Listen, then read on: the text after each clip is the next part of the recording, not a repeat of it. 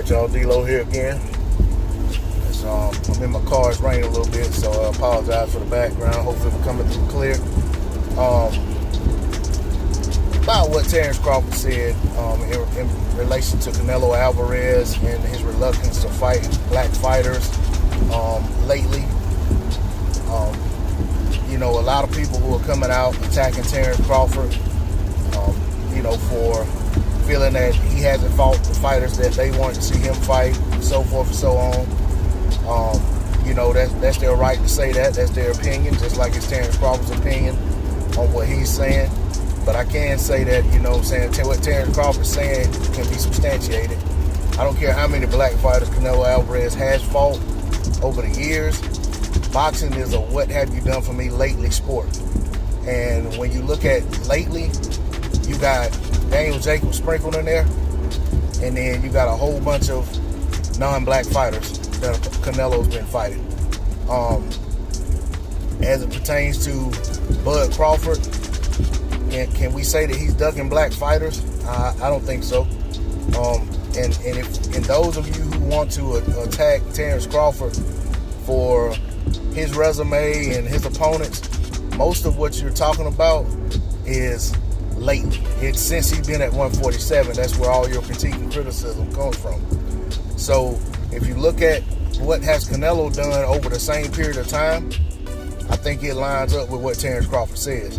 So if with Terence Crawford, he can be under all this scrutiny for what's happened since he arrived at 147 pounds, which is, when you're talking about a guy who came to a division and right away took on a champion and was calling out the linchpin of the division, kingpin, whatever you want to say, when it comes to Thurman. And then when it was determined or perceived that Errol Spence Jr. was the top dog, Bud wanted him. Okay, I don't care about all the stuff that's being said now about, Bud said he don't want to fight it, this, that, and the other. Bud's saying a lot of that shit tongue in cheek.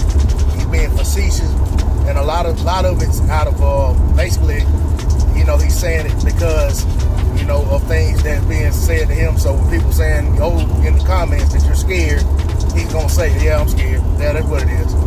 And the thing is, like a lot of these fans that are saying, that making videos now saying Bud Crawford admits he's scared of Terence Crawford and Sean Porter and Errol Spence Jr.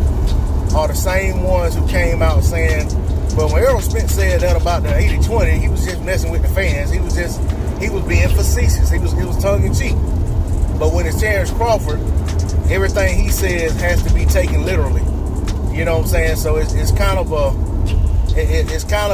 hypocrisy of sorts.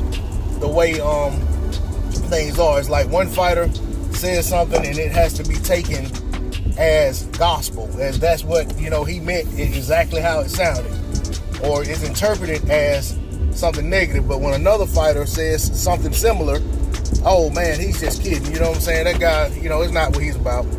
So it's the same way with this Canelo stuff. You know what I'm saying? It's like Canelo can do what he wants to do when you got every fighter in the world want to fight you. But then you got a guy who doesn't have a lot of people want to fight him, and he's taking them as they come.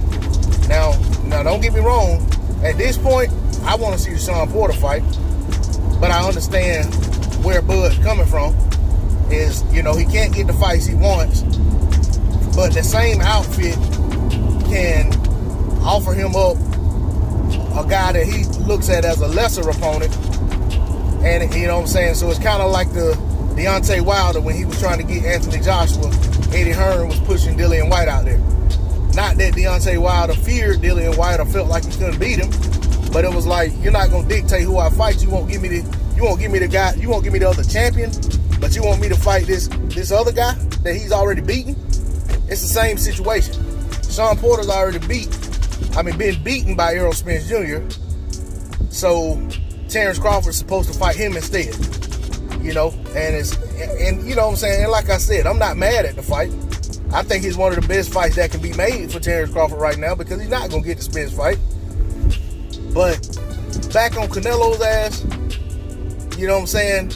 Canelo, it's one thing to say, yeah, you fought certain fighters But it's another thing to have had problems with those fighters and then stay away from that. A rematch, stay away from fighters who somewhat have a similar style, stay away from fighters who are in and around their prime, they're athletic, and they happen to be black.